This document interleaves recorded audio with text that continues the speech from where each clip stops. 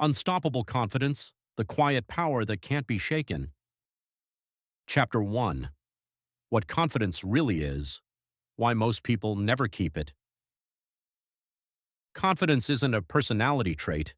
Confidence is your brain predicting you can handle what's next.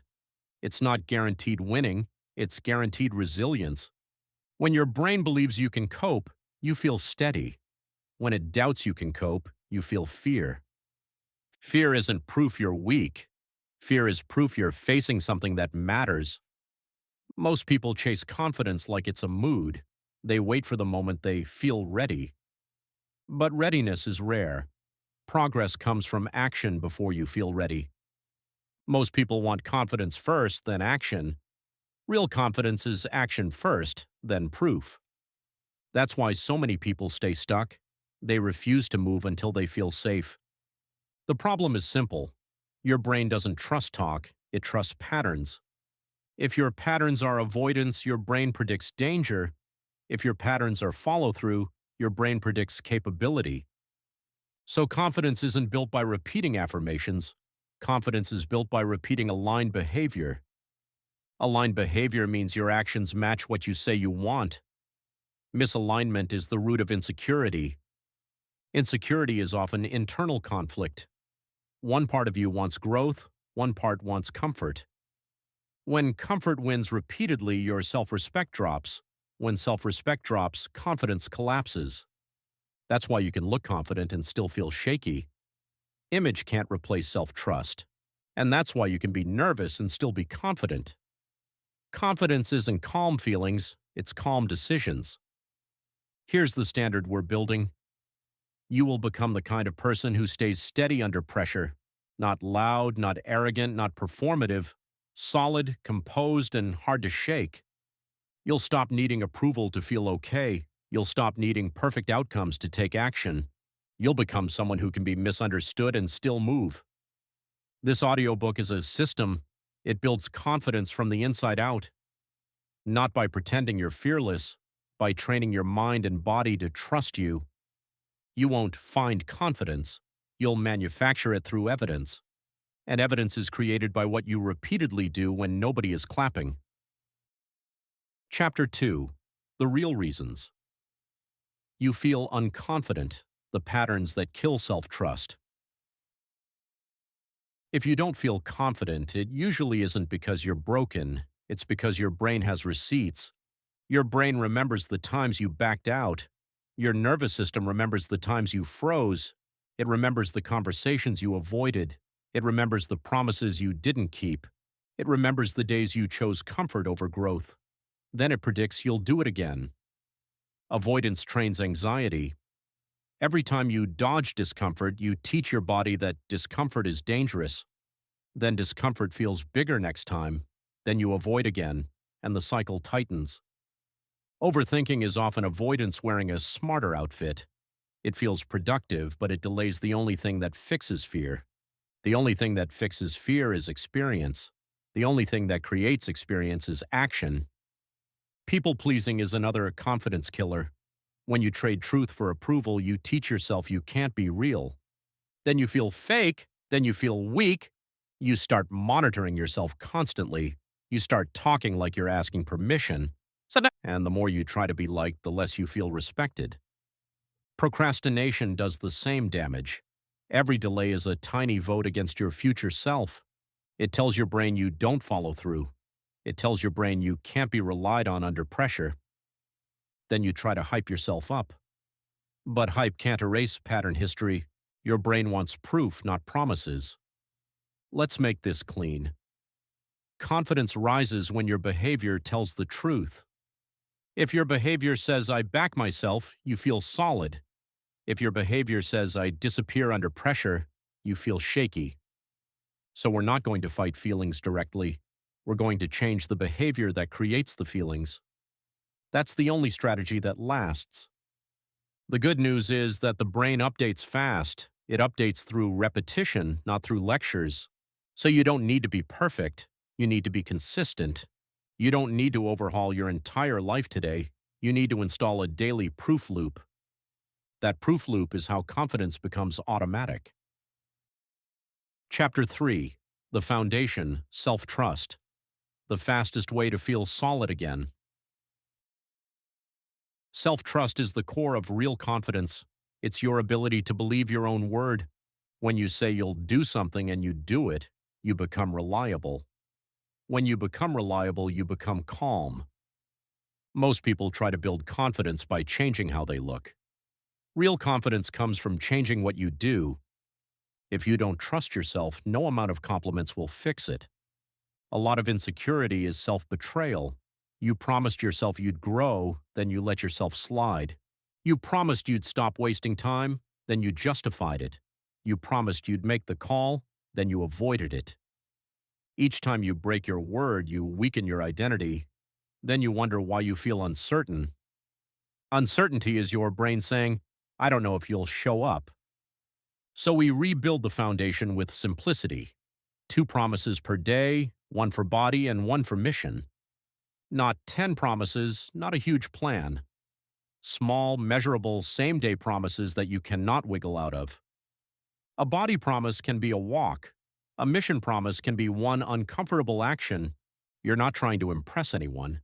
You're training a new standard in private. Choose promises you can finish even on a bad day. You're rebuilding the relationship with yourself, not chasing perfection. You're proving you can be trusted. You're restoring your internal reputation. When you finish the promises, you don't celebrate with hype. You simply note the proof and move on. That calm acknowledgement is powerful. It tells your brain this is normal now. The biggest mistake people make is renegotiation. They decide in the morning, then debate at night. Debate is where weakness survives. Execution is where confidence is built. So decide once and execute once. Don't treat your plan like a suggestion. Treat your plan like an agreement with your future self. You'll feel a shift quickly, not because your life instantly changes, but because your nervous system relaxes. It relaxes because it sees reliability. It sees you doing what you said you'd do. That reliability is the first brick. Then we add the second brick, competence. Because self-trust makes you steady and skill makes you powerful. Chapter 4. Competence and Standards. Skill gives you weight, standards give you spine. Confidence without competence is loud and fragile. It needs attention to survive. Competence creates quiet confidence. It doesn't need to prove itself because it can perform. So pick a high-leverage skill. Pick a skill that makes you more capable in your real life, not a random hobby for distraction, a skill that increases your options. If you're in business, learn sales and negotiation. If you're in real estate, master deal analysis and follow-up. If you want stronger relationships, master communication and boundaries. If you want self-mastery, master discipline and emotional control. Pick one skill and commit to daily practice. Don't do it when you feel like it. Do it because you're becoming someone. 30 minutes a day beats 5 hours once a week. Consistency creates neural wiring. Practice must include output. Watching isn't practice. Saving videos isn't practice. Practice is speaking out loud, writing on the page, making the call, doing the reps. Practice is feedback. Feedback is where growth lives. If you avoid feedback, you avoid improvement. If you avoid improvement, confidence stays fragile.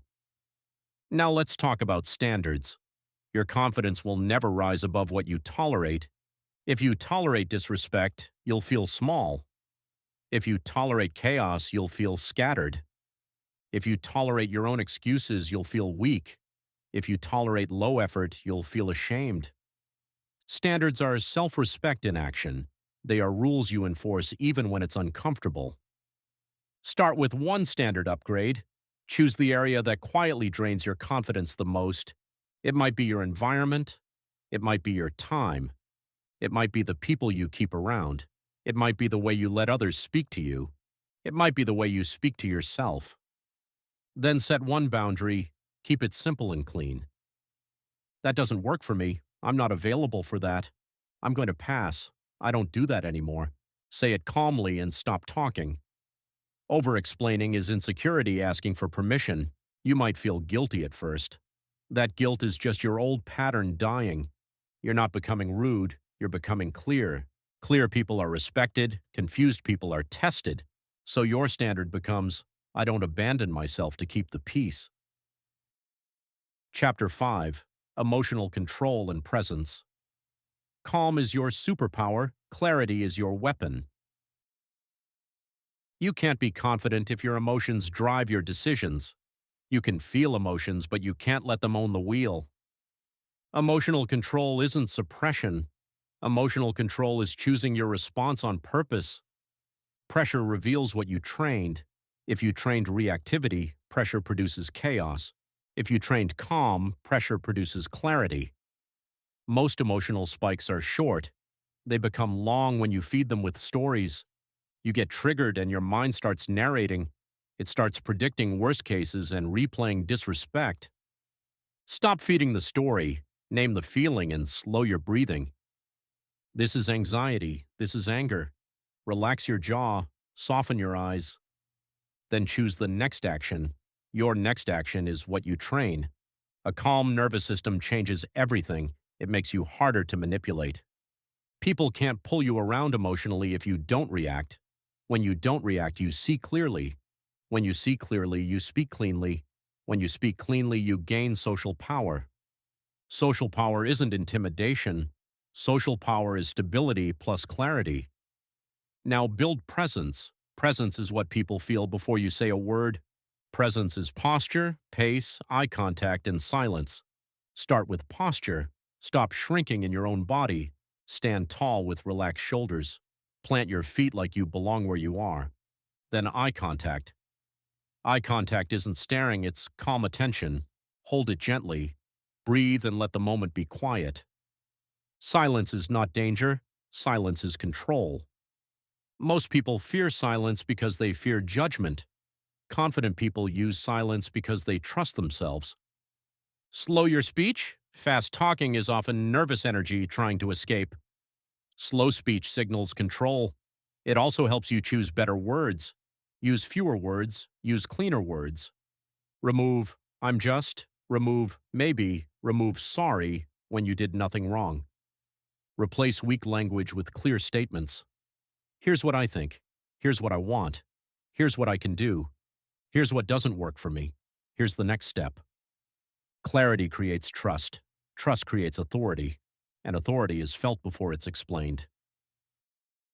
Chapter 6. Courage. Training and the daily proof. Loop do it nervous, become unshakable. Confidence grows fastest when you cross fear lines. Fear shrinks when you teach your body it can survive discomfort. Most people wait for fear to leave. Fear often leaves after you move, not before. So the rule becomes simple. Do it while you're nervous. Nervous is not a stop sign. Nervous is a signal you're expanding. Create a fear ladder. Write 10 actions from easy to hard. Easy means mildly uncomfortable. Hard means your ego screams. Then do 1 per day, not 10, 1. 1 rep builds proof. Proof builds confidence. Ask a simple question to a stranger. Speak up once when you normally stay quiet. Make the call you've been avoiding. Send the message you've been overthinking. Start the conversation that scares you. Negotiate something small. Ask directly for what you want.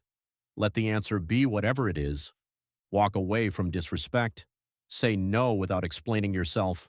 You'll face rejection. Rejection is not a verdict, it's training. A no doesn't mean you're not enough. A no means you're in the arena.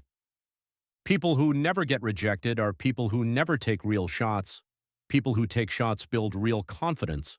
So don't aim for approval, aim for courage and clarity. Now we lock it into a daily system. This is the unstoppable confidence protocol. Morning, pick 2 promises, 1 for your body, 1 for your mission. Then complete them early. Early wins stabilize your nervous system for the whole day. Next, do 30 minutes of skill practice. Skill practice is your competence deposit. Then do 1 fear rep. Fear reps are your courage deposit. At night, write 3 lines. What did I do today that a confident person would do? Where did I hesitate? What will I do differently tomorrow? This loop is powerful because it's simple. Simple systems beat complex plans. You're not trying to be a different person overnight. You're trying to be a reliable person daily. Reliability becomes identity. Identity becomes confidence. And confidence becomes calm power that doesn't need permission. You won't feel unstoppable every day, but you will become unshakable over time. Because your confidence won't be based on mood, it will be based on proof. Proof that you show up. Proof that you can handle discomfort. Proof that you can recover fast. Proof that you keep moving. You don't need to look confident. You need to live in a way that makes confidence inevitable. So start today. Choose one promise and one fear rep. Do them even if your heart is racing. That's how unstoppable confidence is built.